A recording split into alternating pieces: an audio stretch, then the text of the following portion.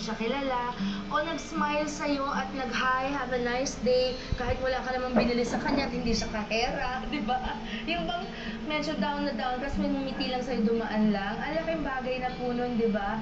Kasama po natin ngayon sina Mina, Toto, and Annalisa para makuha ang kanilang mga kwento. Unahin ko si Mina. Mina, please come up here and join me. Ayan. Miss Mina, this is your mic.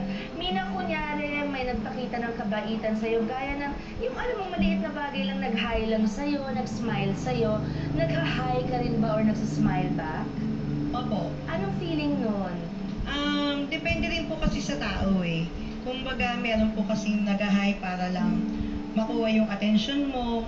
Meron din naman po na approachable po. Ganon. Nag-hi din po ako. Pero yung sincere lang na, hi, yung gano'n lang kahit ano, parang Opo. hindi kayo magkakilala, di ba? Ang sarap ng feeling. Opo. Ayun. Thank you, Mina. Thank Thank you you po. very much. Ayan. Pasalamatan natin si Mina. At ngayon naman si Toto. Toto, join me here, iho. Ayan, ako. May